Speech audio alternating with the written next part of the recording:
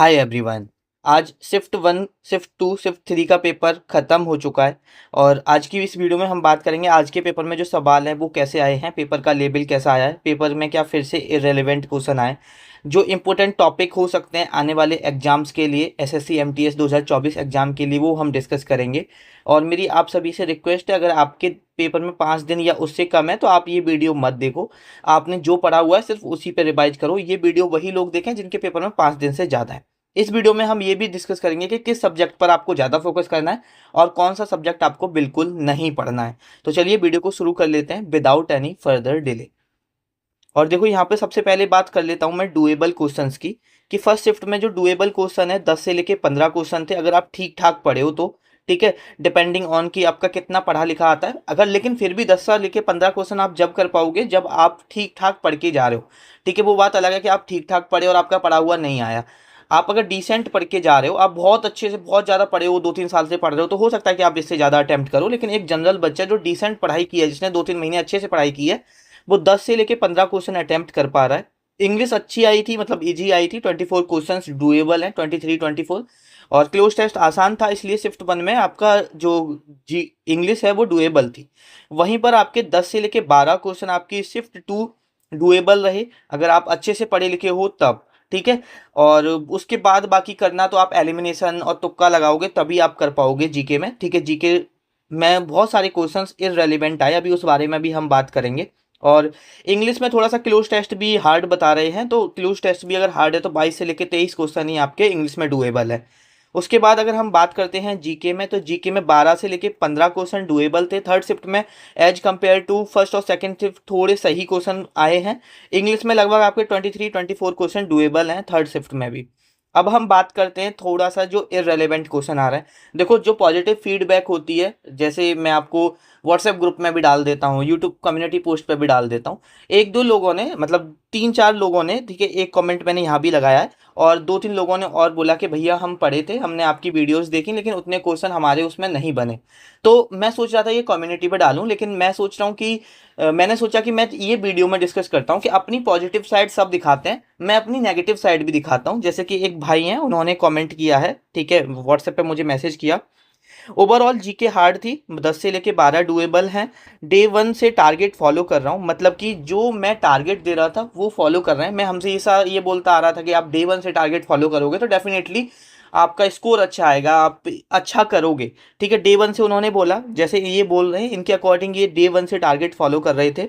आप जो टारगेट देते थे उसे उसी दिन की उसे उस मतलब उसी दिन की शुरुआत में सबसे पहले मैं हाथ से मेरे टारगेट बुक में लिखता था, फिर स्टडी शुरू करता था, जैसे जैसे टारगेट कंप्लीट होता था उसके सामने टिक करता था। मतलब मैंने व्हाट्सएप पे जो हम टारगेट दे रहे थे वो ये फर्स्ट डे से फॉलो कर रहे हैं। और इनका पेपर उतना अच्छा नहीं हुआ, ये 10 से 12 क्वेश्चन ही बता रहे हैं जो इनसे हुए हैं, इनके अकॉर्डिंग 10 से 12 क्वेश्चन ही डुएबल है।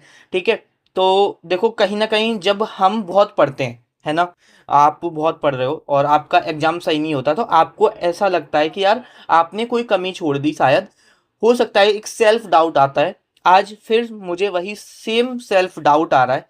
मैं आप सभी से हाथ जोड़ के सबसे पहले तो सॉरी हूँ।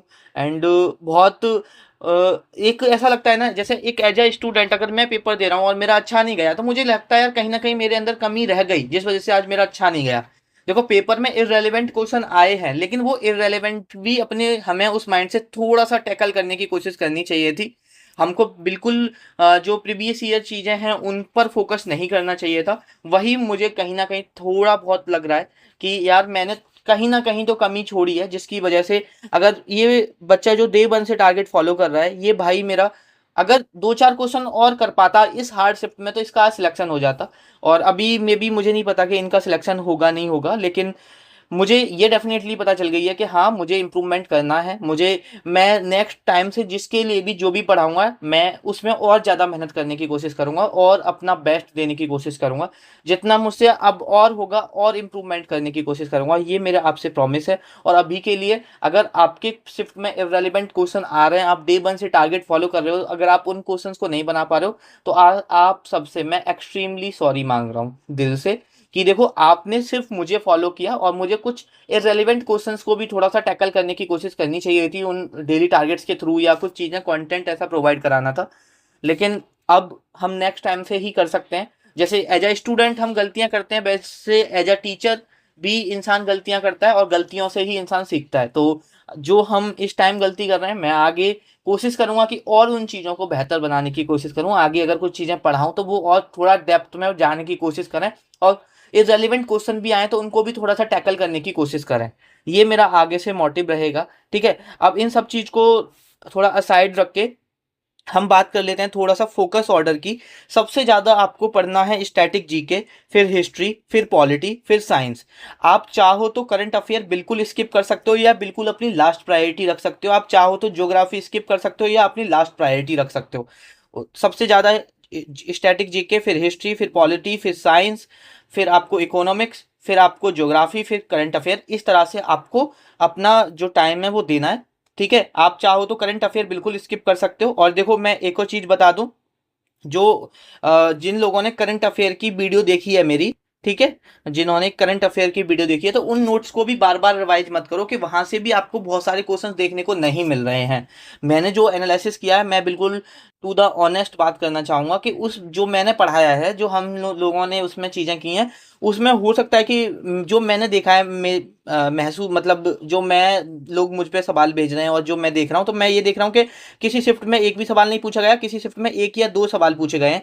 ठीक है, किसी किसी शिफ्ट में एक, मतलब मैक्सिमम एक एक सवाल ही आया है उस पूरी वीडियो से। तो आप इतना फोकस नहीं करोगे उस वीडियो के नोट्स पे भी तो चलेगा। और अभी अभी तक अगर आपने वो वीडियो नहीं देखी है तो आगे देखना भी मत। ठीक है, आप इन सब चीज़ों पे फोकस करो और थोड़ा सा डेप्थ में कोशिश करो पढ़ने की। और देखो, अगर आपके पेपर में 20 दिन से ज़्यादा है, अगर आपके पेपर में 20 दिन से ज़्यादा है, तो जो मैंने सीजीएल का कंपाइलेशन डाला है ना, जो शायद गगन प्रताप सर ने या किसी सर ने प्रोवाइड कराया था, वो मैंने आपको प्रोवाइड कराया है।